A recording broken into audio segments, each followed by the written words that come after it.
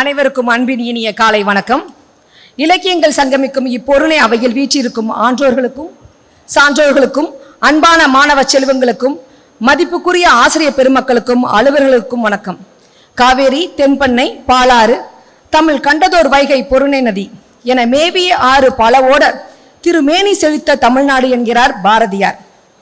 தமிழரின் நாகரிகத்தினை எழுத வேண்டும் என்றால் பொருணை ஆற்றங்கரையில் இருந்துதான் எழுத வேண்டும் என்கிறார் நமது அன்புக்குரிய மாண்புமிகு முதலமைச்சர் அவர்கள். பொதியமலையில் தோன்றி தென்பாண்டி நாட்டை வளப்படுத்தி கொற்கை துறைமுக பக்கத்தே கடலில் கலக்கும் இப்பொருணை ஆற்றின் பெருமையை பண்டைய பாவலர் பல முறைகளில் பாராட்டினர். கவிதை புணர்ந்து கட்டுரைத்தனர், நூல் புனைந்தனர், இலக்கியமாக்கினர், பாக்கலாக்கி போற்றி பாராட்டினர். பைந்தமிழ் பாமாலை பாடி உள்ளம் மகிழ்ந்தனர்.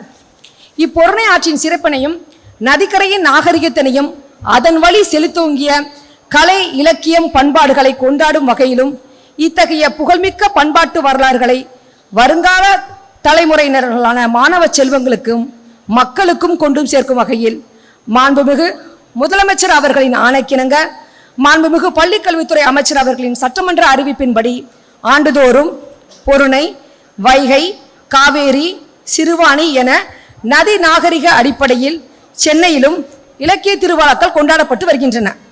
வாசிப்பினையும் இலக்கியத்தையும் புத்தக திருவிழா, இலக்கிய திருவிழா என கொண்டாட்டமாக மாற்றி அறிவார்ந்த சமூக பணியை மாணவர்களுக்கு கொண்டு செல்லும் வகையில் மாவட்டந்தோறும் பல கல்லூரிகளில் இளைஞர் இலக்கிய திருவிழாவும் நடத்தப்பட்டு அதன் தொடர்பாக பல போட்டிகளும் நடத்தியுள்ளது.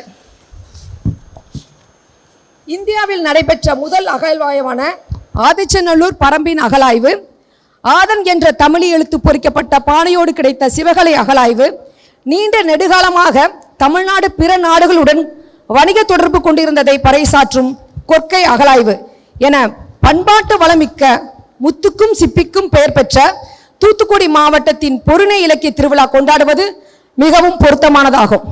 இத்திருவிழாவிற்கு வருகை தந்து சிறப்பித்திருக்கும் மாண்புமிகு சமூக நலன் மற்றும் மகளிர் உரிமைத்துறை அமைச்சர் அவர்களையும்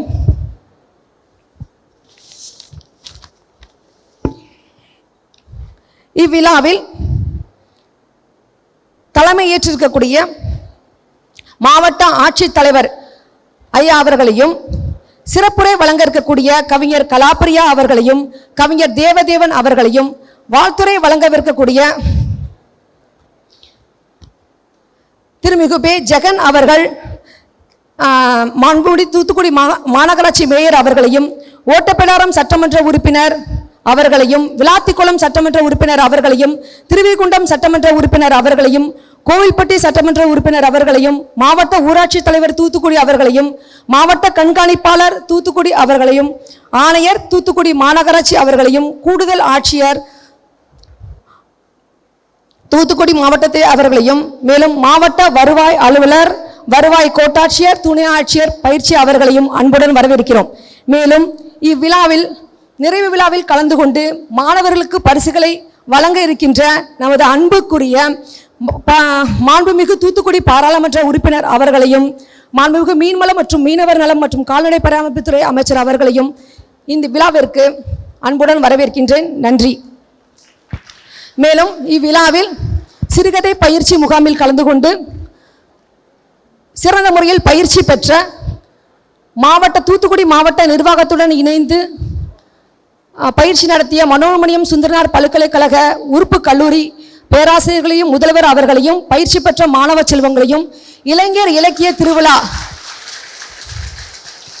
தூத்துக்குடி, திருநெல்வேலி, தென்காசி, கன்னியாகுமரி மாவட்டத்தில் மொத்தம் 12 கல்லூரிகளில் இளைஞர் இலக்கிய திருவிழாவில் போட்டிகளில் கலந்து கொண்டு வெற்றி பெற்ற மாணவ செல்வங்களையும், இப்போட்டிகளை ஒருங்கிணைத்த கல்லூரி பேராசிரியர்கள், அக்கல்லூரியுடன் ஒருங்கிணைத்த மாவட்ட நூலக அலுவலர்கள் மற்றும் மாவட்ட நூலகர்கள் அனைவரையும் அன்புடன் வரவேற்கின்றேன்.